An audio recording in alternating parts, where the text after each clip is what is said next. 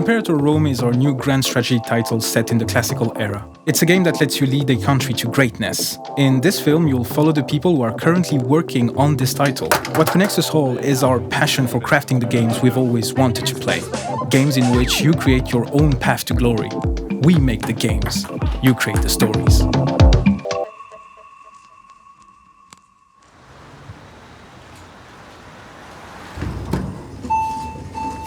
I'm Rodrigue Delrue, and I'm a community manager here at Paradox, working on Imperator. One of the things that is really exciting about Imperator is that it combines the greatest hits of Paradox within one game, and this is awesome. So this is our kitchen. This is where we hang to have our meals. This sword is what you receive when you've been around for 10 years. So employees that have been here for 10 years receive this very well-crafted sword. Each year, we take pictures of employees at Paradox, and we ask them to hold a mugshot as if they just gotten into jail. It's quite fun. My name is Joakim Karlberg, and I am the lead artist at Imperator. So here we have the portrait editor, with which we can essentially try out the portrait system that we're using. What we can see here is the character DNA is a long text string that's generated by the system. If you create a custom character, you will be able to start up this tool and get the DNA string and to use that. Otherwise, the game very much relies on a randomization system when new characters that have no lineage are created. We have aging in the game, so if we pull down the age as they grow up from kids and upwards, and you can see them grow up in the different patrician families and similar. When they stop growing, they instead start to age, and you can see how they start to get wrinkles, and as they grow even older, they start to get gray or white hair. So it's a more advanced system than what we used to have in Crusader Kings 2, which was more 2D based. Well, here it's more of a 3D mesh that's actually deformed instead. We have a small bug on Mac a few weeks ago that appeared, and I haven't had that much time to test on Mac, meaning that I've let it pretty much go on by having this demonic possessed Mac blinking. The face showing up is of Cassander, which is the man who killed the children of Alexander the Great. Great guy. Yes, great guy, great guy. Oh. People do get a bit uncomfortable watching it, but I love it.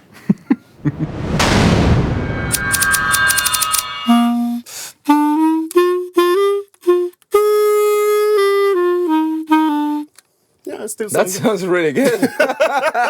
Maybe you should use it in a game in some way as an exactly. Easter egg. We'll do it as someone is marching as an Easter egg or something. When it comes to props gathering for games like this, the biggest issue is like trying to find material that makes sense from the time era. Like that's the biggest restraint overall when it comes to props, the historical accuracy. Nice. This is my old leather shoes. Exactly. This is from the time when I was fat, my bigger pants, my lady shoes as well as a Foley artist. Exactly. I need to go to a special store to buy them. So basically everything that is in this box, we can use it separately or we can use it together. It's really fun to work with a game with all the new tech and so we have in the game. We have so many new things we want to showcase for our fans, because now we've been able to improve the soundscape so much more compared to our previous style. Like this is a big leap what we've been able to do tech-wise. This game, actually, we were able to implement the audio in a way that is much more dynamic, and that let us iterate much more. How do we get real army sounds? Well, we just grab real armor and we hit it. This is my dad's old banjo. If you can find this in the game, I would be super, super happy. And we scrapped it a little bit as well. Yeah, they would use coins, pick. Poor old banjo. Pups is a term we've used in quite a lot of games. In Imperator, pups are categorized in one of 4 different categories. We have citizens, freemen, tribesmen, and slaves. These pups are the ones that are providing the basics of your country. And if they get too angry and too unhappy, you'll end up in revolts. I'm Johan. I'm the creative director at Paradox Development Studio, and I'm working as the game director of Imperator, and also as programmer, UX designer, and whatever we need to make the game finished. I think I'm most proud of is the team we've assembled and the development the team have done together on the game. It's just so fun to see it all come together. Peter Nicholson, I'm a content designer for Imperator Rome. We try and be as historically accurate as we can. We do a lot of reading, as you can probably tell. There's so much that we know a lot about, Rome, for instance, and Greece. But when you start looking a little further afield, things get a lot more shaky. We don't know a lot about the Celtic or the Germanic tribes at the start period. We don't know much about Britain. So there's a lot of research to be done in that. Personally, I want a sense of depth. I want you to engage with the characters in your realm, for them to actually matter to you.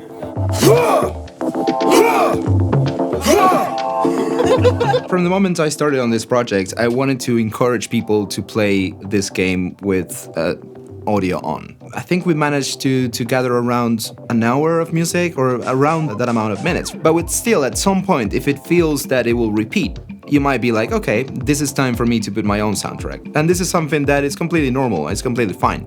But from the sound perspective, I wanted to make you feel like this is important for the game. There is something else that will be transmitted to you, communicated to you, if you actually play the game with audio. So we just did the recording with the guys, and this is for the ship animation of the ship moving. We have only 5 people in here, but our goal is to actually get it to sound like it's a lot more people, right? So this is what we just recorded. Then what we can do is, by exporting all of these different takes of just 5 people and layering them all together, we can get the feeling of a much bigger crowd. And then when we just combine the whole thing, we get our sound.